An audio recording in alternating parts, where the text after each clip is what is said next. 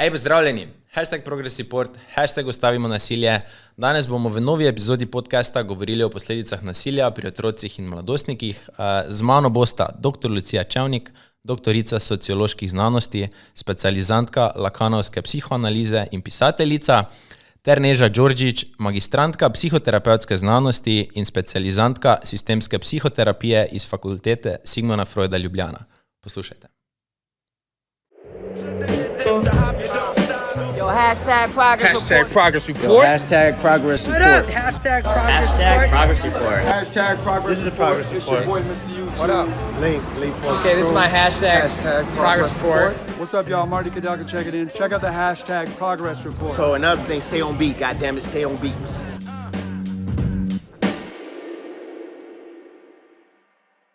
Lepo pozdravljeni v novi epizodi podcasta.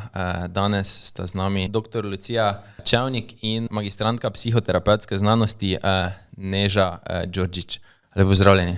Zdravo. Kako sta? Reda? V redu. Superca. Z čim se ukvarjata? Vajno delovno področje pa izobrazba, da na hitrico omenimo. Kjer bo začela? Jaz, ko sem predvidevam starejša. Okay. Imam svojo prakso, ukvarjam se z psihoanalizo, ukvarjam se z svetovanjem staršem in mladostnikom in za sebe rada rečem, da sem prevajalka, da prevajam ta jezik mladostnikov v razumevanje njihovih staršev in pol obratno, to, kar hočejo pa starši sporočiti svojim mladostnikom, pa spet v tak jezik, da ga mladostniki razumejo, zato ker zelo velikokrat pride do tega, da starši in mladostniki stojijo vsak na svojem bregu in enostavno se ne slišijo, čeprav kričijo. Tako da to je neko moje osnovno poslanstvo, s katerim se ukvarjam, seveda delam pa tudi z šolami, z učitelji preko Modra akademije, pa tudi veliko sodelujem z NIJZ-jem, tako da je kar dinamičen posel. Ok, zanimivo. Neža? Jaz pa v bistvu sem specializantka sistemske psihoterapije, to v bistvu pomeni, da delam v psihoterapevtski ambulanti v Ljubljani, Sigmunda Freuda, zasebna praksa, tako v bistvu ni tako polno kolegica, ki pravila, ampak je tudi delo individualno z otroci, z mladostniki, starši, družinami, ampak v bistvu zdaj bolj kot ne je ciljna skupina večina mladostniki. To so katera starost med? Čisto odvisno, pač pridejo od 14 let, pa zdaj, če dam najstarejšega klienta, ki ga imam, je 50. Aha. Mladostniki pa tako do 18, 23, 24 let. Ja. Teh je največ. Kje pa se začnejo pojavljati prve težave? Pri katerih letih nekje? Čisto odvisno, lahko je že zelo hitro, ponovadi se začnejo pa tako najbolj izražati v puberteti. Takrat je tista neka osnova. Ok, zanimivo. Jaz bi šel kar na prvo vprašanje, da bomo čim več obdelali, pa tudi, da bomo imeli poslušalci čim več vsebine. Danes bomo govorili o posledicah nasilja. Če na hitro bi povedali vsakodnevno, kje vse se soočamo z nasiljem, pa kakšnim? Ja, zdaj, z nasiljem se lahko srečujemo kjerkoli. Zdaj, če gledamo z vidika mladostnikov, je to najpogosteje v šoli. Ali pa doma, kjer pač so vezani na splet, se pravi, gre za spletno nasilje. Medtem ko recimo za to tradicionalno nasilje domače okolje predstavlja nek varen prostor, je ravno obratno pri spletnem nasilju, kjer je ravno to domače okolje enako izpostavljeno kot pa kjerkoli drugje. Zdaj, to medvrstniško nasilje je najbolj pogosto v šoli, na poti domov, skratka v teh okoliščinah. Zdaj, če pa vzamemo obzir še starejše, to pa je lahko tudi podobno na delovnem mestu, splet pa tako ali tako. Ker ravno spletno nasilje z starostjo je bolj prisotno kot pa neko tradicionalno nasilje, razen seveda, če govorimo spet o nekem družinskem nasilju. Ja. Zdaj, teh oblik je veliko, pač odvisno glede na ciljno skupino. Ja. In kako se pol vedve, kako bi rekel, rešujeta težave z mladostniki, z starši, kaki so tu pristopi tisti, prvi koraki? Ponovadi je tako, če pridejo na psihoterapevtsko obravnavo, je ponovadi tako, da pridejo prvo starši, če je nasilje bilo pri otrocih, naprimer v šoli ali pa kakršnokoli medvrstniško. Pridejo torej skupaj ponovadi na pogovor, kaj se dogaja, malo tudi da povejo otroci, če uspejo, z starši, kako se počutijo, kaj se je zgodilo. In potem ponovadi tako praksa, da otroci potem sami ostanejo v obravnavi, to se pravi v psihoterapiji. In imamo pa tako različne pristope, ne vem, se pogovarjamo, imamo kakšne te metode, tehnike, ki delamo, tako čisto odvisno. Ne. Ampak prvo je tako, da pridejo na pogovor. Ja. Pa ni to, mislim, ni slabše, da pridejo z starši, ker dostikrat mladostniki pred starši si vseeno vsega ne upajo povedati, ne, pa so zadržani, pa jih je sram. Ali... Načeloma morajo priti starši, ker to so pač skrbniki. Ne, in potem v sklopu dogovora, ali jim je podobno, če so skupaj, ali je boljš, če grejo ven, da so pač z mano ali s terapeutom sami. Ja, kar vprašanje za obe v bistvu, kakve so negativne vedenjske pa zdravstvene težave nasilja v šoli, na dvorišču, doma, na spletu, kje se to polodraža pri mladostnikih in pri posledično starših? No? Ja, zdaj, če govorimo o nekem medvrstniškem nasilju, ne, če se zdaj na to nekako fokusiramo, zdaj negativne posledice so seveda pri nekem mladostniku, ki prej tega ni bil udeležen, zelo očitne. Ker ko govorimo o medvrstniškem nasilju, govorimo o nekem nasilju, ki traja dlje časa, ne, in je seveda fokusirano z nekim negativnim namenom, usmerjeno v posameznika.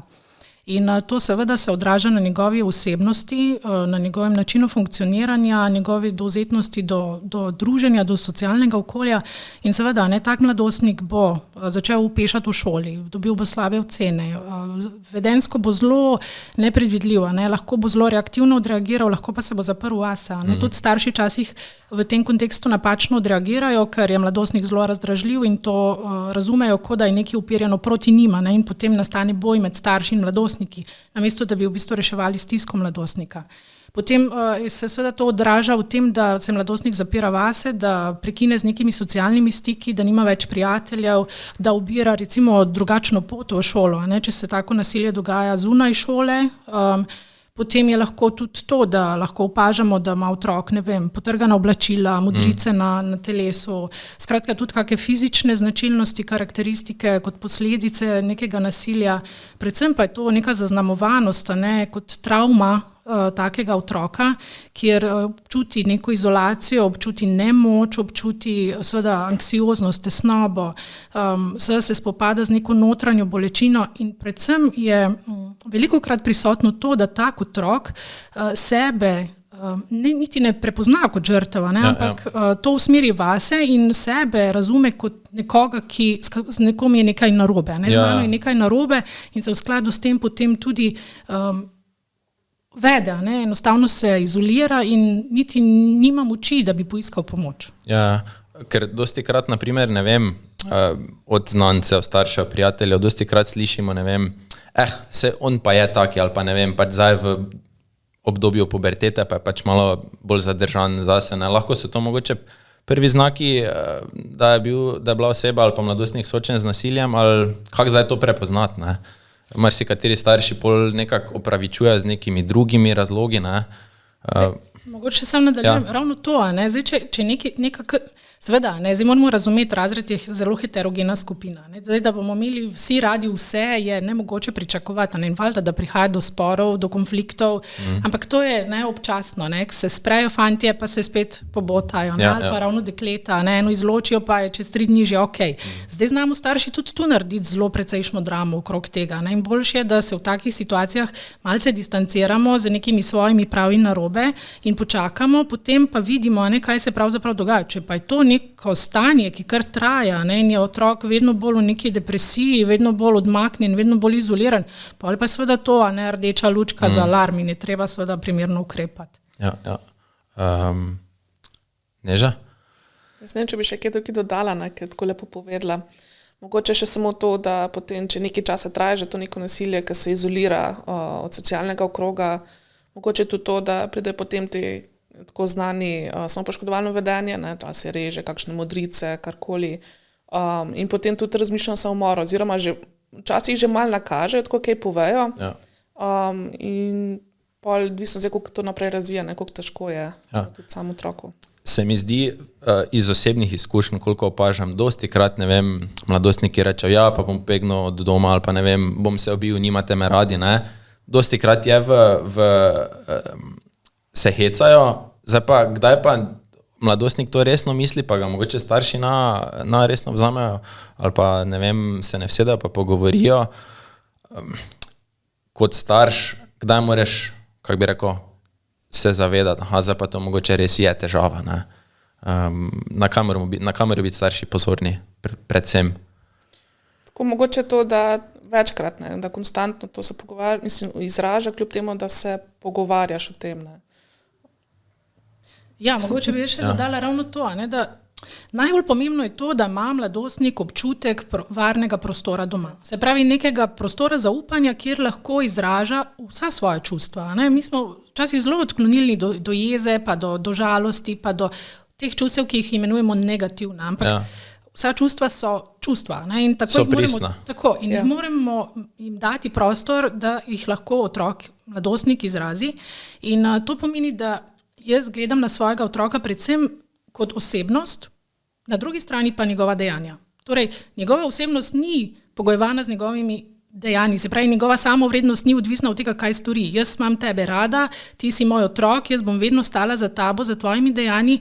Res pa je, da narediš da kaj narobe, da tudi drugi tebi kdaj naredijo narobe, da si kdaj žalosten, jezen in to je vse okej. Pogovarjajmo se o tem, povej mi, kaj se je zgodilo. In jaz sem tu kot neka nema priča, ki poslušam, nekako sprejemam tebe z vsemi tvojimi občutki in ti ne sodim. A ne? Se pravi, najslabše je to, da starš kar uleti z nekimi svojimi, ja to pa, tako pa res ne moreš, a ne, to pa ni prav, jaz mislim, da je to najboljša pot, jaz mislim, da bi mogel tako narediti, a ne.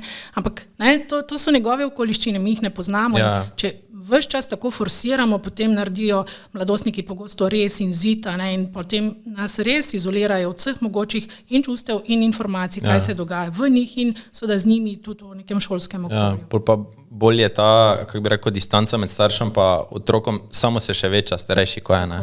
Ja.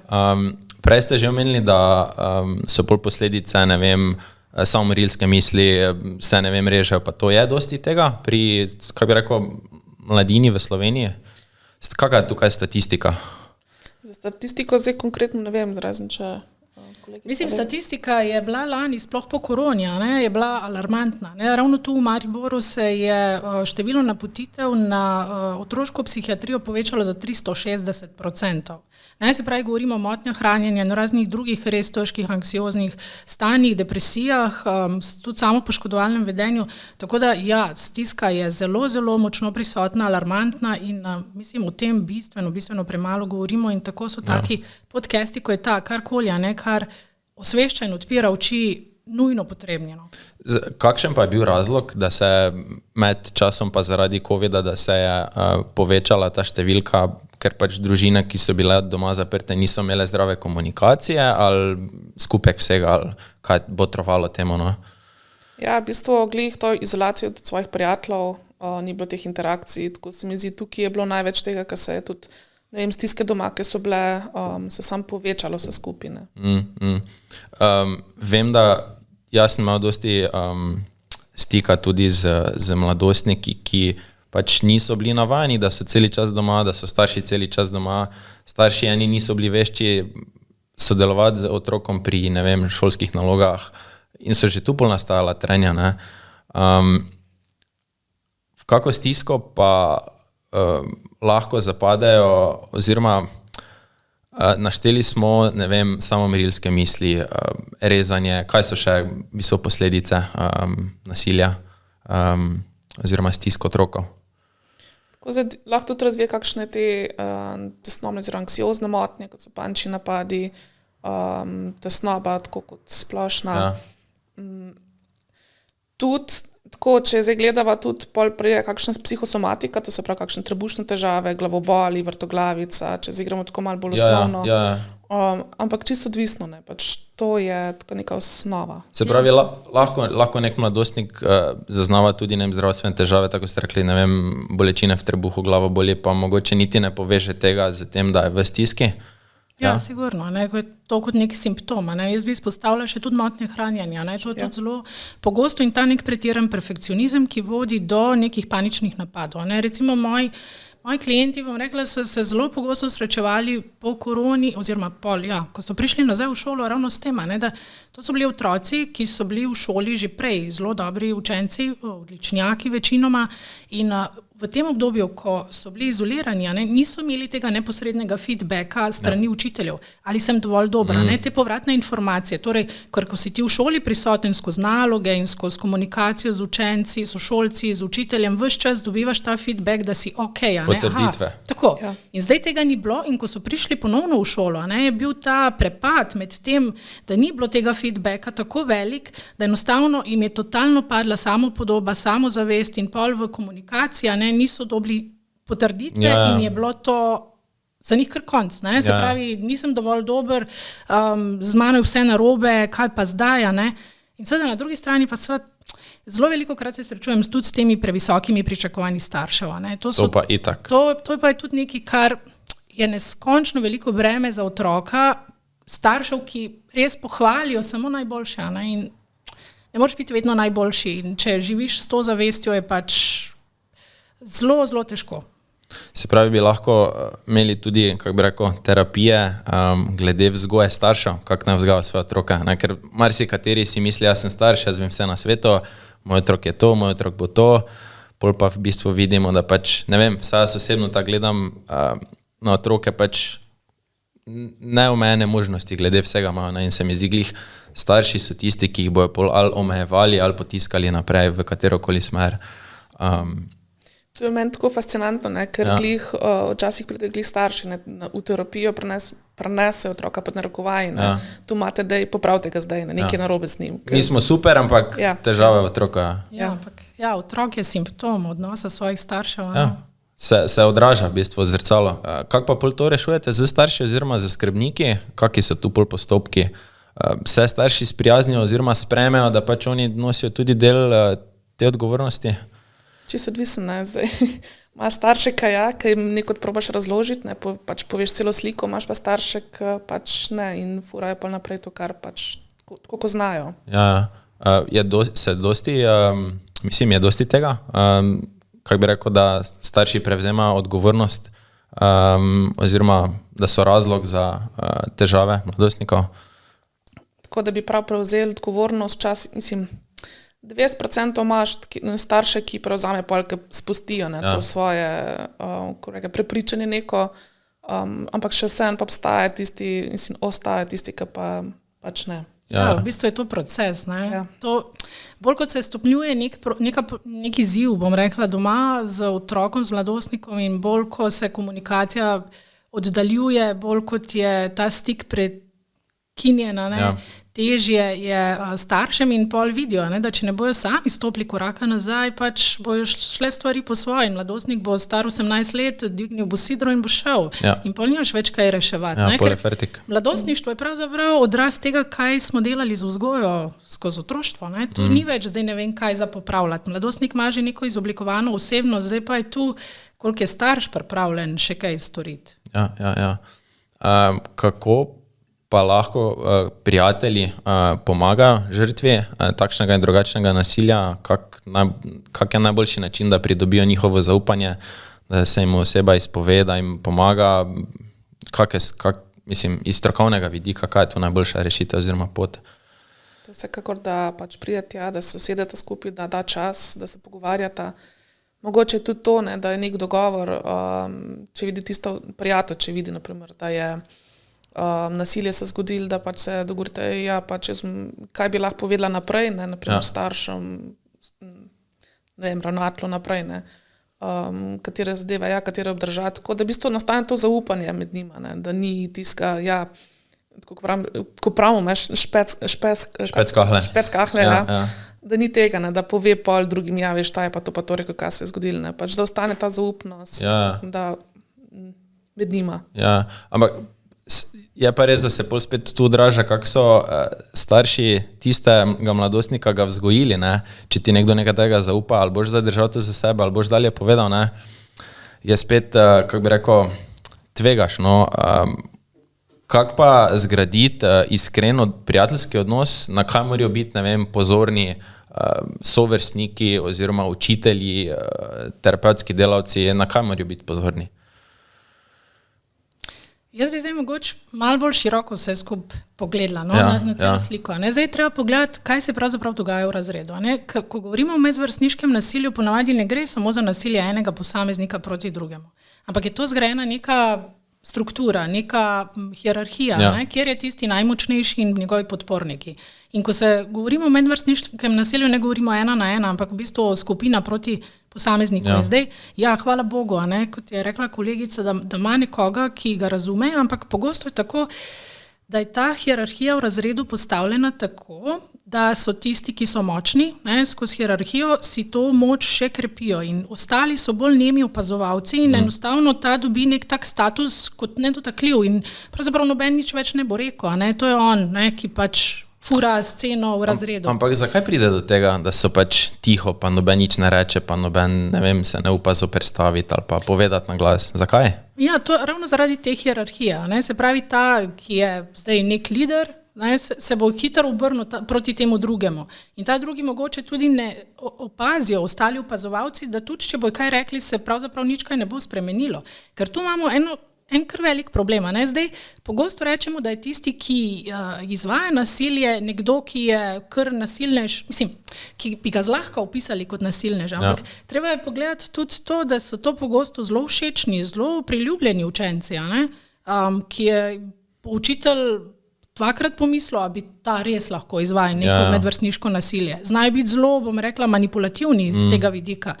In taki učenci so ponavadi strani njegovih podpornikov seveda nagrajeni z neko pohvalo, z nekim feedbackom pozitivnim, če on pokaže neko svojo moč. Dejstvo pa je, da je to neko obdobje, kjer si vsi poskušajo zgraditi neko avtoriteto. Vemo, koliko vsi damo na to, kako smo videti v očeh drugih. In nekdo se bo seveda z vsemi pretegami mučil, da bo videti najboljši, nek mačo, nek jack v razredu. Pa se lahko ta slika oziroma želja po tem, kako nas drugi vidijo, se to v bistvu projecira iz družbe ali delno tudi iz strani staršev? Seveda. Zdaj je vprašanje, zakaj rabi ta posameznik tako pozornost. A je to nekaj, zakaj je prikrajšan? Se pravi, to sam način iskanja pozornosti strani vrstnikov, pa tudi nasplošno, mogoče doma ni slišan, mogoče ni v šoli slišan, in je to pač nek način, ki ga je razvil. Ali pa seveda, se vidimo to tudi v družbi, kako rešujemo konflikte. Poglejmo si malo spletne komentarje, pa ne nazadnje, tudi zdaj vojna v Ukrajini, dajmo še prilivati, še orožja. Ustaviti, ampak Tako, to je nek družbeno spremljiv kontekst reševanja konfliktov in zdaj to tako gledamo dvolično, otroci naj to zdaj zrelo rešujemo, mi pa odrasli se vedemo včasih bolj otročje kot otroci sami. To me zanima. Je smiselno, oziroma pri katerih letih je treba pol otroku predstaviti, kako bi rekel, te vedenjske navade, bullying, da bo se začel zavedati, kaj to je, preden se mu zgodi? Tako je fajn čim prej, mislim, tako že v vrtcu se znajo zgoditi neki bullyingi. Tako da zdaj prav kot govora ni fajn, da se že čim prej zna, mislim, da se pokaže, kaj lahko še, ne samo ta varnost, če je seveda doma, ta ljubeč, da prijateljstvo, ne vem kaj še vse, da je tudi, če ta druga stran, ki pa ni tako lepa. Imamo porast bullyinga v Sloveniji ali ne vem, koliko kaj zaznavate?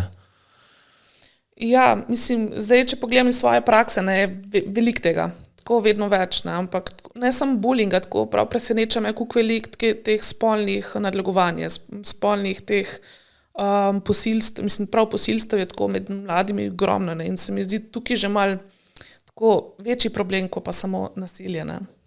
Recimo, zelo izrazito, kar jaz opažam, je tudi, to, kar smo včasih gledali bolj v ameriških filmih, je zdaj prisotno tudi pri nas, izločanje na podlagi socialnega statusa. Se pravi, kako so otroci oblečeni. Zadnjič so mi povedali na eni šoli, da otroke kličejo Lidlčki. Se pravi, ker imajo oblačila, pač so jih starši kupili v Lidlu in to niso zdaj neke priznane blagovne znamke. In to pomeni pač seveda neko verbalno nasilje, ki ga izvaja zdaj drug na drugim, izključevanje in seveda zasmehovanje. Je to tudi nekaj, s čimer pravzaprav nismo imeli še toliko upravka, pri nas. kam to pol sploh vodi vse? Mislim, ne vem, jaz osebno si danes rajši kupim, grem v second hand shop, si kupim nekaj, kar je že nekdo imel oblečeno, opereš, za dosti manj denarja prišparaš, ekološko ozaveščeno bolj je, ne vem, kam to vse vodi? Grozno. Dobro vprašanje, kam ne? Zdaj, če gledamo, ne, če itak ni te, ko pravimo firme pa tako, ne, če tega ni, ne obstajaš na družbi, tako mladih, tako, najstnikov mladih. Mislim, sploh, če pa pogledamo, ne, kako pomemben je videz mladim danes, a ne sploh, ne vem, odpreš Instagram, pa ti je vse jasno. Ne? Vsi sledijo svojim influencerjem za svojimi popolnimi podobami in s tem se zelo nekritično primerjajo. In seveda tudi posledično s tem identificirajo sebe skozi nek videz in seveda o tem preko videza tudi sodijo drugim. Pa kdo je kriv oziroma kdo je odgovoren za to, da mladi sledijo vsem tem influencerom, športnikom in pač hočejo biti oni? Kdo bi mogel tu zdaj njim razložiti? Vredo, probaj slediti jim, kar se tiče pozitivnih stvari, ampak vseeno probaj biti svoja oseba, probaj razvijati sebe, ne rabiš biti enak ali pa isti. Kdo je tu? Kje se zalomi, no, da pol vidimo, ne vem, punce na Instagramu objavljati enake slike kot neka ameriška superzvezdnica, pa se, ne vem, ali pomanjkljivo oblačiti, ali hočejo imeti, ne vem, dodatke v telesu. Ki se tu zalomi? Jaz bi rekla, tukaj, ko se začel ta fenomen interneta in teh socialnih omrežij, da se tukaj začeli že problem, to se pravi socialno okolje. To je problem. Ok, starši ti lahko govorijo, pa ne vem, prijatelji, pa avtoritete, kaj in kako bi mogel, ne? Mislim, kako se vedi, da to, ok, tu če si tako malo drugačen in to. Ampak, če gledamo potem, ne, če ne obstajaš, oziroma če nisi tako, kot socialna mreža pravi, ne vem, ti influencerji, ki so, ne, pol slediš po temu in pač te kar potegne noter, ne. Ni zdaj samo, ko bi rekla, da z prstom pokažeš krivca, ne. V bistvu je celotna družba. Tako je, celotna družba je pravzaprav odgovorna, Zuckerberg. Ja. Ne, najlažje je s prstom nekoga pokazati, reči, on je kriv, ne. Ampak ja, v bistvu... Mislim, je kriv on ali je kriv starš, ki da svojemu otroku pri 6 letih pametni telefon? Otrok, mislim, starš je ravno bil enkrat otrok, ne, in tudi on, mislim, starši danes ne morejo tekmovati z influencerji. No, to je dejstvo, zato ker pač so družbena omrežja, vse, kar je tam napeljano, je napeljano tako, da pač te zasvoji in da te potegne in tu starš z nekim svojim znanjem, z nepoznavanjem sploh nekih družbenih omrežij, kako funkcionira, kako naj on sploh vpliva. Ne? Lahko starš govori, ti si super otrok, tako kot si, ti si najboljši, najlepši, naj ta otrok prije v šolo in je bombardiran s tem, kako si pa oblečen, pa kako izgledaš, pa mislim, vse te opaske, ki zdaj letijo drug na drugega, je težko, ne? Zdaj pač seveda starši lahko največ naredijo s tem, da kontrolirajo svoje vedenje, zato ker z vzgojo, mislim, svojim vedenjem najbolj vzgajajo svoje otroke, ne z besedami, kar mi včasih zelo pogosto zmotno mislimo, ampak predvsem s svojim vedenjem. In to, da če mama ves čas stoji pred ogledalom, bo to seveda tudi otrok. Odraz, ja. Tako. Ampak kako doseči, da je starš v bistvu influencer za svojega otroka, ne pa nekdo na drugi strani luže? S pristnim stikom. Pristni stik. Je povezava nad, kako bi rekel, med obsesijo socialnih omrežij pa biti všečen pa psihološkimi težavami pri razvoju? Velika? Ki se to pol odraža? Kdaj se to odraža? Pa kako se s tem soočiti? Zdaj, če gledava tako, ne, pač stiske, ker nastajajo problemi, ki so, ne, tako itak zunanji videz, to se mi zdi tukaj je zdaj, to je to. Okoli tega se vse vrti, torej, če dobro zgledaš, potem pomeni, če znaš obvladati in, ko bi rekla, socialne stvari, potem napreduješ in preko tega pa tudi dobiš, ne vem, neke potrditve zunanje, ne, in tako, če tega ni, tako smo se že prej pogovarjali, ne, zdaj da ne bom pač ponavljala in potem, če ne dobiš tiste potrditve, pol se to pol propada zate, ne, propada ta svet. Jaz rečem temu, da je današnja družba obolela za sindromom čarobnega ogledala. Ne? To je Sneguljčice, se povemo, zrcalce na steni povej. In dokler ti dobijaš ta nek feedback, ne, prek nekih lajkov, prek všečkov, ok, dobijaš to neko samo potrditev. Ne? Ko pa se tu neki zalomi, pa tudi pol ženske, ko smo starejše, ne? ko ni več tega nekega feedbacka, to za nas pomeni pogosto neko osebno katastrofo. Ne? Kako zdaj s tem in tudi zasmehovanje na podlagi videza je to nekaj, kar je najbolj pogosto in je tudi najbolj boleče. To je nekaj, kar ne morem spremeniti, ne? Sem takšna kot sem. In zdaj, če mi ne sprejemamo svojega telesa takega, kot je, imamo en velik problem. Samo tu je kako bi rekel, tudi delno odgovornost nosi širša družba, vsa oglaševalska podjetja, ki oglašujejo te in one izdelke in dajo neka obliko ali pa videz na prvo mesto, kako bi naj nekdo izgledal. Ne? Recimo, včasih, ko še ni bilo interneta, so določene države uvedle ta nek protokol cenzure, teh pretirano grafično obdelanih fotografij, recimo Izrael, Španija, tudi Italija je nekaj poskušala, ampak zdaj pa internet. Prosto bo prešerno. Kdo več plača, tisti, Tako. Kakšni bi bili vajni nasveti šolstvu oziroma šolskemu sistemu, zakaj je pomembno, da vsako, prijavo bullyinga, spletnega nasilja, spremembe vedenja jemljajo resno, ker oni dan smo se pogovarjali s prijatelji, pa mi je povedala eno zgodbo, da je v bistvu socialna delavka na osnovni šoli vedela za grozne stvari, ki se dogajajo, pa je pač rekla, da pač vedno ne morajo vsega zrihtati in da pač bi bilo preveč tega za predebatirati. Tako, jaz kakor tudi opažam, ker sem tudi bila priča temu, prišla mama z otrokom, ker se dogaja neko nasilje, pač učitelji so vedeli, socialna delavka je vedela isto, pač je rekla, pač ne moramo se pomagati, ne moramo kaj se rešiti. Tako, zdaj, če pomanjkanje tega je pa očitno je bo treba še malo povečati kader, to se pravi ljudi, ki so, kako bi rekla, izobraženi oziroma prav za delo z otroci, mladostnik, psihoterapeuti, ki so specializirani za delo z njimi, povečati kader psihologov šolskih, karkoli glih toliko, da pač, če že oni ne zmorejo, da imajo še neko pomoč zraven. Ker se mi zdi tako, jaz osebno pravim, da je nična toleranca do nasilja. To se pravi, da če se neko nasilje zgodili, treba pogledati, zakaj se je zgodil, preučiti sistem, kot pravimo, ker niso samo otroci, lahko da je še kaj širše v zadju, ne vemo. In zdaj, če tega ni, pač, če ni neke pomoči, že pač v osnovi težko boš pa karkoli naprej.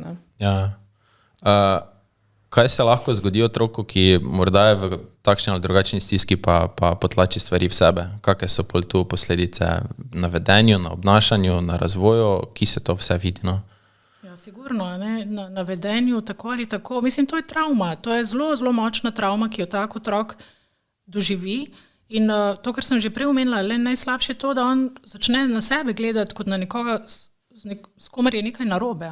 Se pravi, jaz nisem okej, da me ne sprejemajo. Ne, da so oni krivi, zato ker nad mano izvaja neko nasilje in tak otrok bo seveda se razvijal v nekoga, ki bo zelo težko spostavljal neke stike, uveljavljal nek svoj jaz, uveljavljal neke svoje ideje, cilje, ampak bo nekako vedno živel v zadju, vsem prestrašen in negotov. Pa mogoče samo, da se še navežem na prejšnjo stvar. Zdaj, problem je včasih, se popolnoma strinjam to, kar je rekla kolegica, premalo kadra, pa tudi tisti kader, ko je pogosto neopolnomočen s temi prijemi. Za učitelja verjamem, da včasih boljše pogledati stran.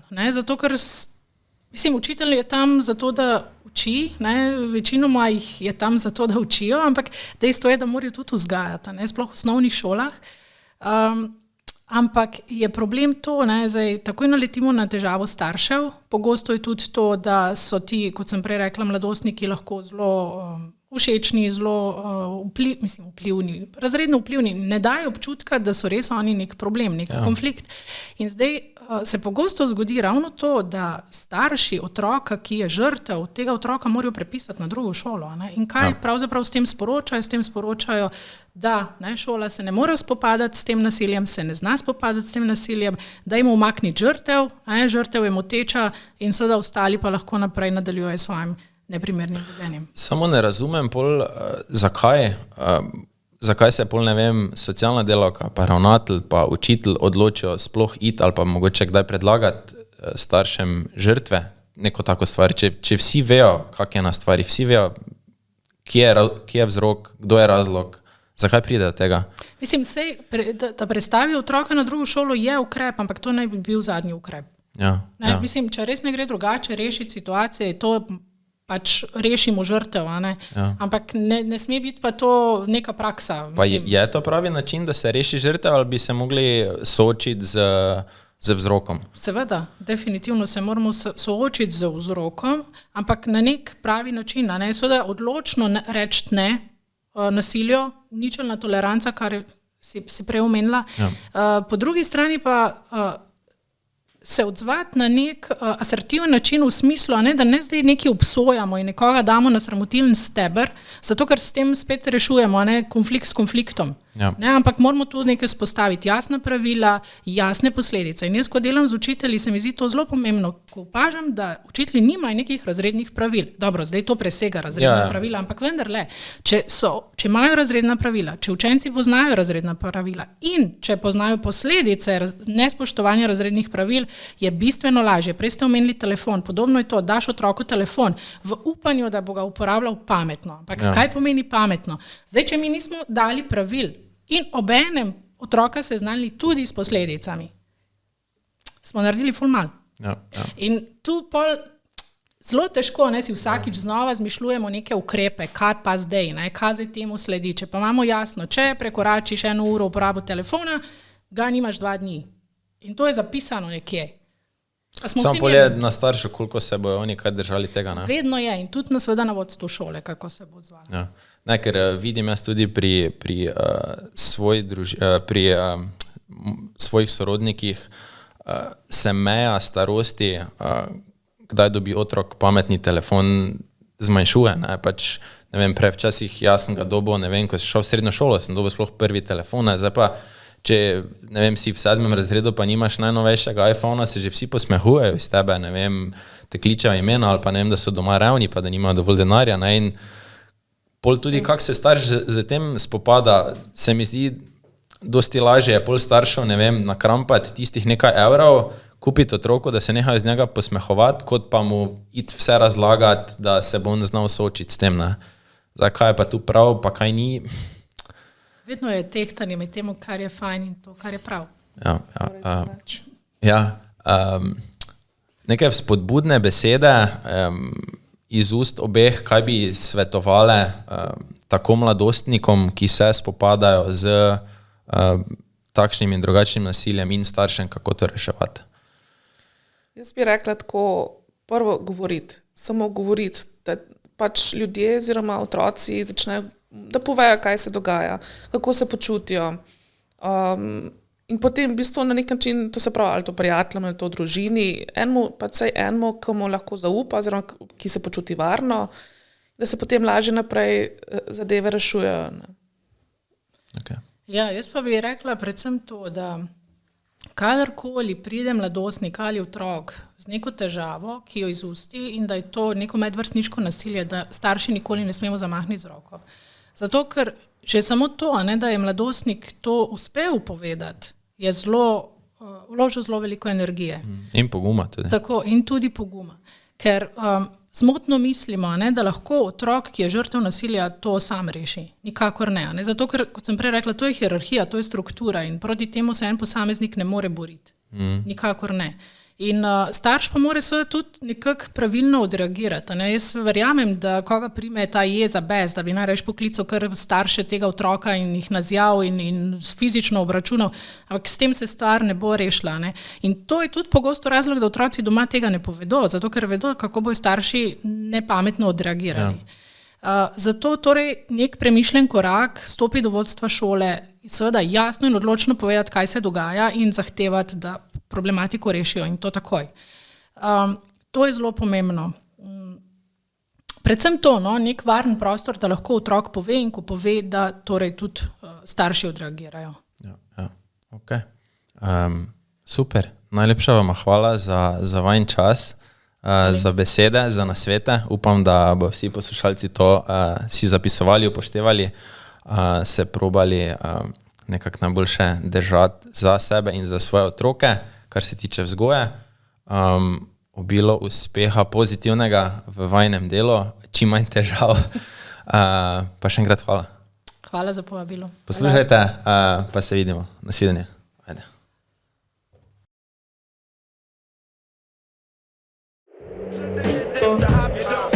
Yo, hashtag progress report. Progress Yo, report. hashtag progress report. Hashtag progress report. Hashtag progress This is a report. progress It's your report. boy, Mr. YouTube. What up? Link Force. Okay, this is my hashtag progress report. What's up, y'all? Marty Kadalka, check it in. Check out the hashtag progress report. So another thing, stay on beat. God damn it, stay on beat.